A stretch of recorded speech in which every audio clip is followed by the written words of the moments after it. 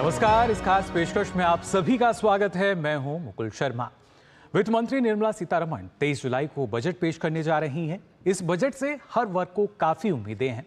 आम जनता हो या कारोबारी या फिर अलग अलग सेक्टर्स की बात की जाए, सबकी तीसरी आर्थिक महाशक्ति की ओर बढ़ते भारत के बजट से उम्मीदें हैं, जिस पर आज से हम इस विशेष कार्यक्रम की शुरुआत कर रहे हैं, जिसमें बजट से जुड़े अलग अलग विषयों पर लगातार लोगों की राय जानेंगे और जो विशेषज्ञ हैं उनके साथ चर्चा करेंगे। तो आइए शुरुआत करते हैं बजट 2024 तीसरी आर्थिक महाशक्ति की ओर में। आज हम खासतौर से बात करेंगे गरीब कल्याण की। सबसे पहले अगर बात की जाए, क्योंकि पिछला एक दशक भारत के लिहाज से ऐतिहासिक रहा है, गरीब कल्याण के लिए प्रतिबद्ध सरकार की योजनाओं का ही नतीजा है कि 10 वर्षों के दौरान करीब 25 करोड़ लोग बहुआयामी गरीबी से बाहर आए हैं। प्रधानमंत्री नरेंद्र मोदी के नेतृत्व में गरीब कल्याण से राष्ट्र कल्याण की भावना एक उज्जवल भविष्य और विकसित भारत का निर्माण करती नजर आती है, जिस वजह से इस बार के बजट से भी काफी उम्मीदें लगाई जा रही हैं।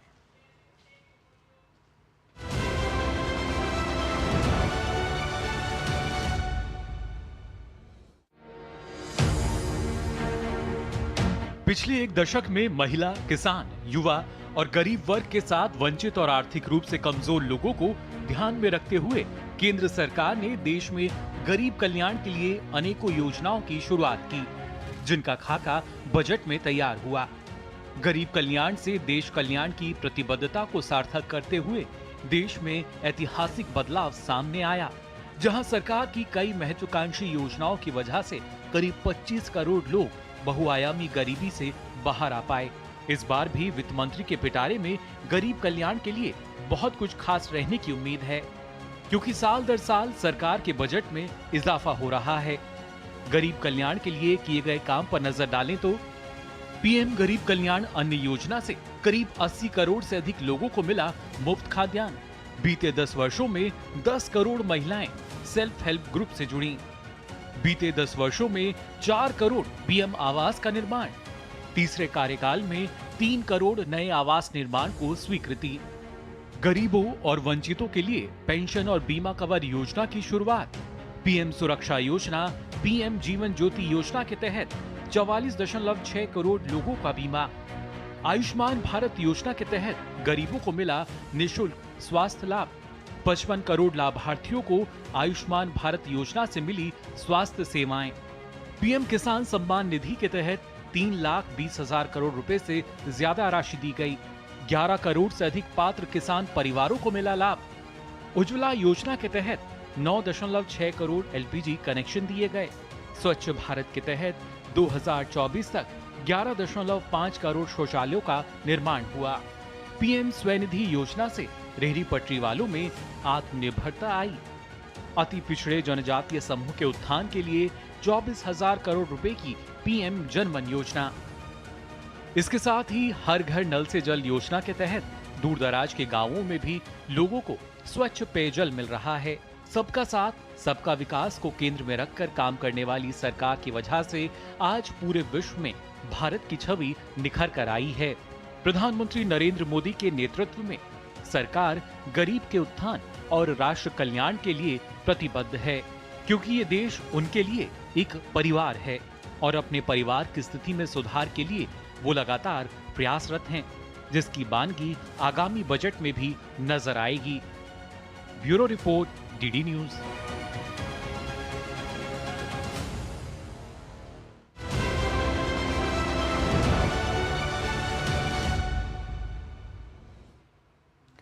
तो जाहिर तौर पर काफ़ी उम्मीदें हर वर्ग को जो इस बार का जो बजट होगा, और ख़ासतौर से जब हम बात कर रहे हैं गरीब कल्याण की, उस वर्ग को काफ़ी उम्मीदें हैं। किस तरह की जो योजनाएं आई हैं, कैसी रही हैं और क्या कुछ नया होगा, इस पर हम चर्चा करेंगे। और इसके लिए दो बेहद ही खास मेहमान हमारे साथ स्टूडियो में मौजूद हैं। हमारे साथ मौजूद हैं प्रोफेसर अश्विनी महाजन जी, जो कि आर्थिक विश्लेषक हैं, और साथ ही मौजूद हैं शिशिर सिन्हा जी, जो कि वरिष्ठ आर्थिक पत्रकार हैं। आप दोनों का बहुत बहुत स्वागत हमारे इस कार्यक्रम में। और आज से क्योंकि जब हम शुरुआत करने जा रहे हैं बजट को लेकर, जी हाँ, कितना महत्वपूर्ण है, चर्चा की हम शुरुआत करेंगे, लेकिन उससे पहले कुछ खास जानकारी जो अपने दर्शकों को हम यहाँ देना चाहेंगे कि किस तरीके से जब सरकार की बात हम करते हैं तो प्रतिबद्धता जो है सरकार की वो नज़र आती है। अलग अलग जो रिपोर्ट्स हैं वो भी हमारे सामने आती हैं, उनकी खासतौर से जो बानगी है वो सीधे तौर पर देखी जा सकती है। जो गरीबी है उसको किस तरीके से हम मान रहे हैं कि उसमें कमी दर्ज की गई है, क्योंकि लगातार जो आंकड़े आते हैं वो इस बात की गवाही देते हैं कि कैसे देश में विकास हो रहा है और किस तरीके से जो गरीबी है देश में वो घटी है। इसके बारे में आपको जानकारी देंगे एक रिपोर्ट के जरिए। खासतौर से अगर बात की जाए तो तेज़ी से जो गरीबी है वो घटी है। NCAR का जो एक सर्वे आया था उसके अनुसार माना जाए गरीबी के आंकड़ों में एक बड़ी जो गिरावट है वो ज़ाहिर तौर पर देखने को मिली है। खासतौर से आर्थिक थिंक टैंक के रूप में जाना जाता है NCAR की अगर बात की जाए, उस रिपोर्ट में ये दावा किया गया है कि भारत में जो गरीबी है वो तेज़ी से घटी है। और इसके साथ साथ जो डेटा इसमें दिया गया है, आपको बता दें कि करीब 12 साल में 12% से अधिक कमी आई है गरीबी की अगर खास तौर से बात की जाए। देखिए किस तरीके से, और जो गरीबी दर है जो कभी 21.2% सी वो अब करीब 8.5% पर आ चुकी है। और इसमें ग्रामीण क्षेत्र जो हैं वो काफ़ी महत्वपूर्ण हो जाते हैं। उनकी जो गरीबी अनुपात है उसमें तेज़ी से गिरावट दर्ज की गई है। जो आंकड़ा है 12 साल का, इसमें आपको बता दें ग्रामीण क्षेत्रों की जो गरीबी है वो करीब 24.8% से घटकर 8.6% पर आ गई है।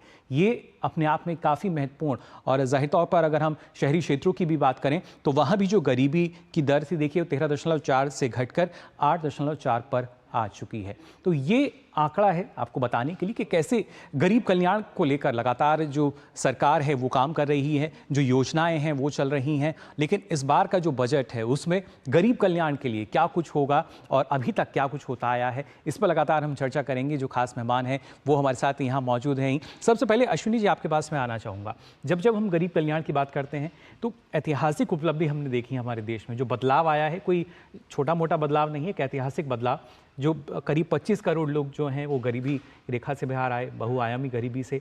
किस तरीके से गरीब कल्याण के लिए काम हुआ है देश में पिछले एक दशक में भी अगर देखा जाए? देखिए, पहले हम गरीबी को मापते थे तो उसको मापते थे कितना उनकी आमदनी और आमदनी के हिसाब से, एक्सपेंडिचर के हिसाब से वो देखते थे। तो हम तो इकोनॉमिक्स में पढ़ाया करते थे कि ये गरीबी रेखा नहीं है, ये तो भुखमरी रेखा है, क्योंकि इसमें सामान्य तौर पर केवल फूड की बात की जाती थी। दुनिया में परिस्थितियां बदली हैं और UNDP ने एक नई परिभाषा बहुआयामी गरीबी की रखी है जी। उसमें 10 आयाम रखे गए हैं। उन 10 आयामों में हम देख रहे हैं कि 2 शिक्षा से संबंधित हैं, 2 स्वास्थ्य से संबंधित हैं। इसके अलावा ग्रामीण और शहरी क्षेत्रों में गरीबों के लिए घर जी, उनके लिए पेयजल, उनके लिए शौचालय इत्यादि की व्यवस्था, क्लीन कुकिंग फ्यूल, ऐसे तमाम चीज़ें हैं। ऐसे 10 बिंदुओं पर मुझे लगता है कि प्रारंभ से ही उस पर अटैक किया गया है। चाहे आप घरों की बात करें, आप कल्पना कीजिए दुनिया में बड़े बड़े अमीर मुल्क हैं, यूरोप के देश हैं, वहाँ एक होमलेस की कैटेगरी होती है। उस होमलेस को कुछ नहीं मिलता सरकारी योजनाओं से, लेकिन इस होमलेस को केवल घर ही नहीं मिल रहा, केवल एक उसका एड्रेस ही नहीं मिल रहा, सरकारी योजनाओं का पूरा लाभ भी मिल रहा है। तो 4 करोड़ घर बनाना, आप ये समझिए कि व्यक्ति कच्चे घर में रह रहा है तो उसकी क्या स्थिति होगी, क्या उसकी सोच बनी होगी, कितना उसका समय केवल अपने घर के रखरखाव के लिए, ऊपर कभी उसको प्लास्टिक की शीट लगानी है या कुछ करना है तो उस पर चला जाता था। उसी प्रकार से जैसे 10 करोड़ से ज़्यादा उज्ज्वला कनेक्शन की बात करते हैं तो एक हमारे मित्र हैं, पटेल ट्रस्ट के डायरेक्टर हैं, उन्होंने एक स्टडी किया है कि किस प्रकार से उज्ज्वला योजना के आने के बाद महिलाओं में दमे की समस्या कम हो गई। एक बहुत बड़ी बात है। और इसी प्रकार से यदि हम शौचालय की बात करते हैं, शौचालय से किस प्रकार से परिस्थितियां बदली हैं, पेयजल की बात करते हैं, पेयजल अगर साफ पानी मिलता है तो ऐसी सैकड़ों प्रकार की बीमारियां ही नहीं हो पाती। तो यानी जो फायदे हैं वो भी बहुआयामी हम देख सकते हैं। यानी इस प्रकार से स्वास्थ्य में भी मदद मिलेगी और रहन सहन भी इम्प्रूव होगा। और इसके कारण यूएनडीपी के पास कोई और ऑप्शन नहीं था। कभी यूएनडीपी ने भारत की प्रशंसा नहीं की। इस बार का जब यूएनडीपी ने जब बहुआयामी गरीबी की रिपोर्ट निकाली तो स्पेशली भारत की इस बारे में प्रशंसा की गई थी और किसी देश की प्रशंसा नहीं हुई थी। बिल्कुल, इसी वजह से ऐतिहासिक भी है। लेकिन शिशिर जी, लेकिन जब हम बात करते हैं कि जिस तरीके से जो लोग गरीबी रेखा से बाहर आए हैं, या एक आवश्यकता जो है, मूलभूत आवश्यकता, फिर वो चाहे अन्न की हो, मकान की हो, सरकार ने इन आवश्यकताओं की पूर्ति की और तीसरे कार्यकाल में भी घोषणा कर दी गई है 3 करोड़ नए आवास को लेकर।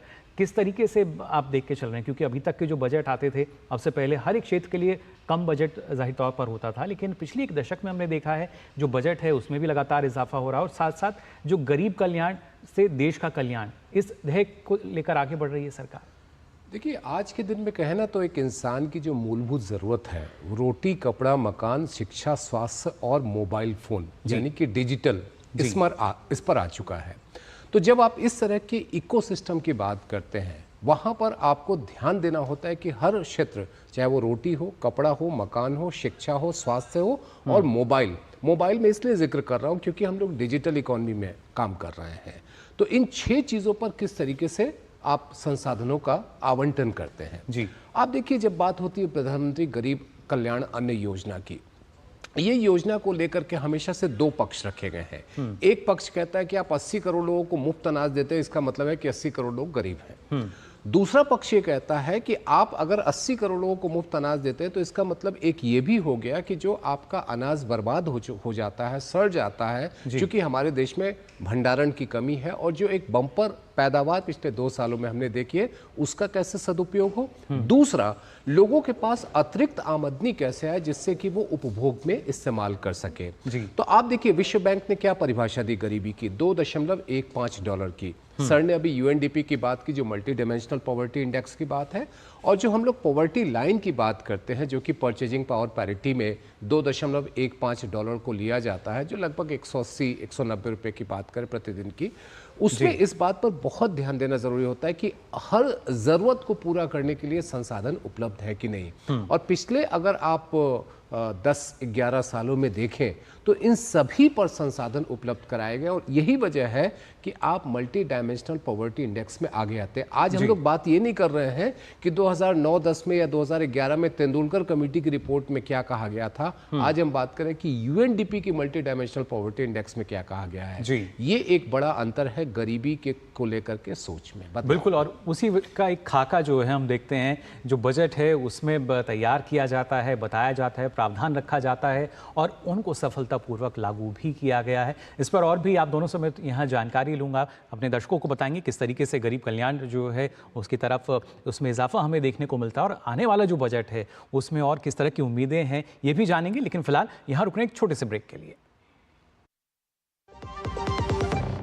आपके घर के खाने में रेस्टोरेंट जैसा स्वाद ले आए MDH का शाही पनीर मसाला। पनीर को क्या मस्त बना डाला। मैं क्या जी, सब जानते हैं, जहां दिखे मारियो, अपना समझ के खा लियो। स्वाद से सबको दीवाना कर दे, दीवाना कर दे। पता का चाय, गजब का स्वाद, ज्यादा उपज और भरपूर मुनाफा भी। दोनों मिलेंगे टोरी से, एक हाथ में खरपतवार की हार और दूसरे हाथ में ज्यादा पैदावार। समझे? IIL के ट्रैक्टर ब्रांड का टोरी, अब खरपतवार होगा हक्का बक्का, बढ़ेगा मक्का। गोल्डी छोले मसाले, जहाँ जाए रिश्ते बनाए, जहाँ जाए रिश्ते बनाए, गोल्डी मसाले।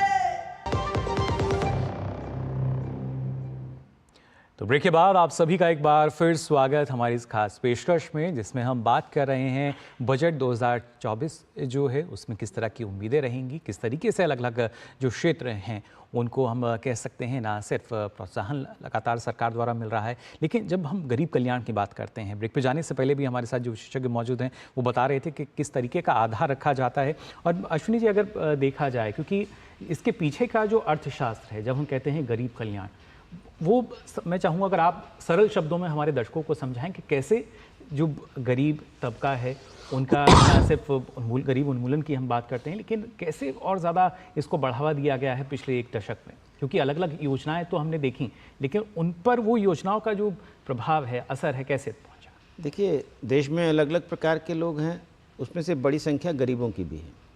गरीबों को अपनी मूलभूत आवश्यकताओं की पूर्ति के लिए बहुत भागदौड़ करनी पड़ती है और बहुत समय उनका इसमें चला जाता है। बहुत प्रकार से उनकी कठिनाइयाँ, उनकी वेदनाएं हम देखते हैं, लेकिन यदि कुछ चीज़ों का ध्यान सरकार रख लेती है, उसके लिए घर की व्यवस्था कर देती है, उसके लिए शौचालय की व्यवस्था कर देती है, उसके लिए पीने के पानी की, बिजली की और इन तमाम चीज़ों की व्यवस्था करती है, तो उसकी वेदनाएं कुछ कम होती हैं और वो उतना समय उत्पादक कार्यों के लिए इस्तेमाल कर सकता है। मैं उदाहरण के लिए बताता हूँ जी कि एक महिला है घर की, वो रोज़ 2 या 3 घंटे इसलिए बर्बाद होते हैं क्योंकि उसको पानी लेकर आना पड़ता है जी। उसके लिए बिजली की व्यवस्था न होने के कारण उन बच्चों की जो शिक्षा है वो कहीं प्रभावित होती है। शौचालय नहीं होने के कारण घर में उनको बहुत दूर जाकर शौचालय के लिए जाना पड़ता है, जो एक प्रकार से एक बहुत ही विचित्र सी स्थिति थी। लेकिन अगर हम उनके लिए घर की और बाकी सब चीज़ों की व्यवस्था करते हैं तो उनके लिए उत्पादक कार्यों के लिए समय बढ़ता है। और अगर देश की आधी जनसंख्या जो इन सब चीज़ों से कहीं ना कहीं वंचित है, यदि उन वो सब चीज़ें उपलब्ध करा ली जाती हैं तो एक उनका बड़ा हिस्सा जो है वो केवल यही नहीं कि उनका स्वास्थ्य अच्छा रहेगा, केवल यही नहीं कि वो शिक्षा ज़्यादा अच्छी कर ले पाएंगे, इसके साथ ही साथ उनका एक बहुत बड़ा समय का हिस्सा जो था, जो उत्पादक कार्यों के लिए नहीं जा पाता था, वो जा पाता है। तो ऐसे में यदि हमने विश्व की महाशक्ति बनना है तो उसमें सब लोगों का योगदान होगा, उसमें केवल और केवल कोई बड़े कॉरपोरेट्स का योगदान होगा ऐसा नहीं है। उसके लिए छोटे छोटे लोगों का योगदान होगा। अगर उनकी आर्थिक व्यवस्थाएं हो जाती हैं, गरीब कल्याण की दृष्टि से यदि उनको सेल्फ हेल्प ग्रुप्स के लिए कुछ योगदान दिया जाता है, गरीब कल्याण में ही जो लखपति दीदी बनाने की जो बात आती है, गरीब कल्याण में ही ऐसे तमाम जो काम करवाए जाते हैं जिसमें गरीबों की आमदनी बढ़े, उनका जीवन बेहतर हो सके। तो ऐसे में आर्थिक दृष्टि की जो आपने बात पूछी, तो यदि हम आर्थिक दृष्टि से उन लोगों को संपन्न बेहतर बनाते हैं तो उनका समय भी बचाते हैं। तो ऐसे में अपना देश जो है, आज हम देख रहे हैं 8.2% की ग्रोथ आ रही है और इस ग्रोथ के कम होने का कोई कारण नहीं है।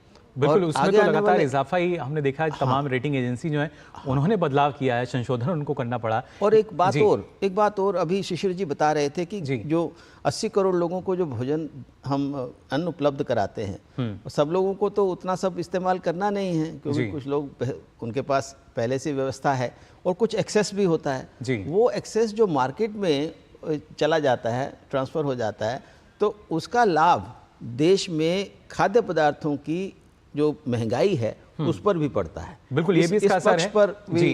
लेकिन शिशिर जी, क्या जब हम तीसरी आर्थिक महाशक्ति की बात कर रहे हैं तो क्या माना जाए उसके केंद्र में गरीब कल्याण है? बिल्कुल, देखिए, विकास जो है, किसी भी देश के लिए विकास का मतलब सिर्फ ये नहीं होता है कि आप उसको एक सीमित दायरे में बांध के रखें। हम लोग समावेशी विकास की बात करते हैं और समावेशी विकास में आपको समाज के हर तबके को शामिल करना है, चाहे वो अमीर हो, समृद्ध हो, मध्यम वर्ग हो, निम्न आय वर्ग का हो, निम्न मध्यम वर्ग का हो या बेहद गरीब हो, सभी को आपको शामिल करना है। तो आप आर्थिक शक्ति सिर्फ इस आधार पर नहीं बन सकते कि आपके लिए एक जीडीपी का जो नंबर है, जो अभी मान लीजिए कि $3.7 ट्रिलियन की हम लोग बात करते हैं, वो $5 ट्रिलियन पे पहुंच जाए, ये नहीं है। हमको ये भी देखना है कि प्रति व्यक्ति आय के मामले में हम कैसे दुनिया के प्रमुख 5 या प्रमुख 10 देशों में शामिल हो पाते हैं। वही विकास आपके लिए आपको आर्थिक महाशक्ति बनाता है। केवल और केवल हम जीडीपी के आंकड़े को लेकर के चले तो वो सोच गलत है।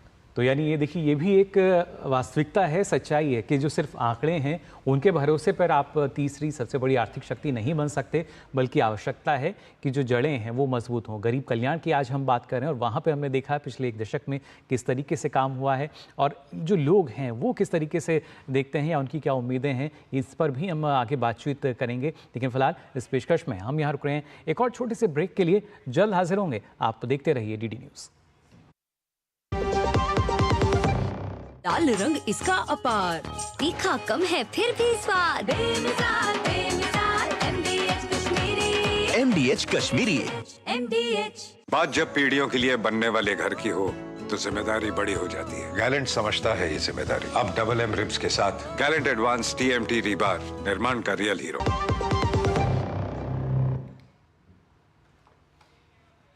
तो ब्रेक के बाद आप सभी का एक बार फिर स्वागत हमारी इस खास पेशकश में, जिसमें आपको लगातार बता रहे हैं बजट 2024 से संबंधित तमाम जो जानकारी है, किस तरह की उम्मीदें हैं, लेकिन आम जनता जो है उसकी किस तरह की उम्मीदें हैं इस बजट से, आइए इस पर भी नजर डालते हैं। 23 तारीख को बजट आ रहा है। हम सोचते हैं पूरे भारत के लिए बजट अच्छा होना चाहिए। अच्छा ही रहेगा, मोदी सरकार है तो सही रहेगा। घर की जो चीज़ें हैं अपनी, जैसे कि गैस सिलेंडर है अपना, और आटा हुआ, बहुत सी चीज़ें हैं जो घर में रोज़ पर डे यूज होती हैं, वो सारी चीज़ों में की रेट कम होना चाहिए।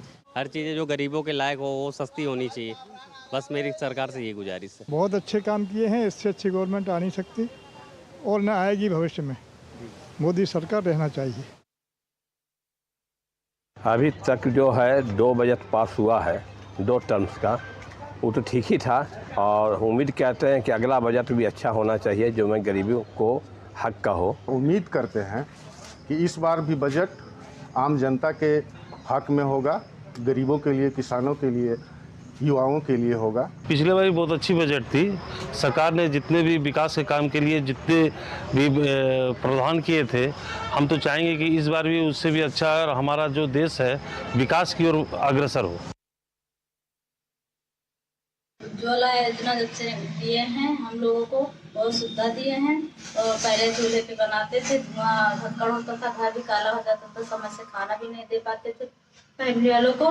मोदी जी जो ये सब्सिडी भी दे रहे हैं, साल में 2 सिलेंडर भी फ्री दे रहे हैं। जब से हमारे माननीय नरेंद्र मोदी जी प्रधानमंत्री हुए हैं, तब से किसानों को किसान सम्मान निधि का लाभ मिलता रहा है बराबर। राशन जो मिल रहा है हम लोग गरीब पा रहे हैं, और उसके लिए हम मोदी जी को कोट कोट धन्यवाद देते हैं।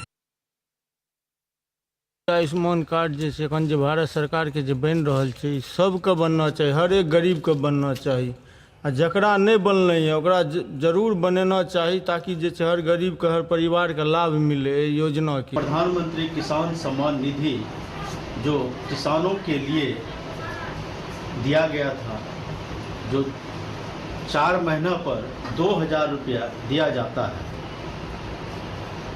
उनको बढ़ाना चाहिए। तो देखिए किस तरीके से जो आम जनता है उसकी उम्मीदें हैं, लेकिन ये उम्मीदें किस तरीके से पूरी होंगी, इस बारे में अश्विनी जी आपसे मैं जानना चाहूँगा।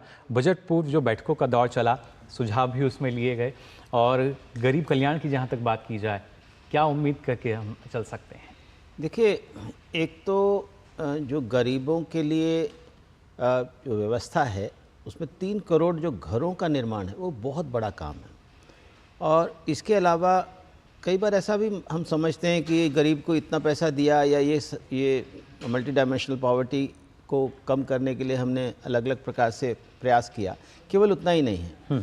यदि प्राइवेट इन्वेस्टमेंट को बढ़ाया जाता है, उसको इनकरेज किया जाता है, तो लोगों को रोज़गार मिलता है। इसके साथ ही साथ सरकार कुछ ऐसी योजनाएं जैसे 1 डिस्ट्रिक्ट 1 प्रोडक्ट को आगे ले जाने की बात आती है, तो उसके माध्यम से जो रोज़गार निर्माण होता है, यानी केवल ऐसा ही नहीं है कि सब गरीबों को पैसा देने से ही सब कुछ होता है जी। इसके अलावा बहुत सारे गरीबों की और आम आदमी की आमदनी बढ़ाना, उनको एम्प्लॉयमेंट जनरेशन के लिए उनका सहयोग करना, और जैसे सेल्फ हेल्प ग्रुप्स के माध्यम से भी रोज़गार बढ़ता है, लखपति दीदी के माध्यम से भी रोज़गार बढ़ता है, तो ड्रोन दीदी के माध्यम से भी बढ़ता है।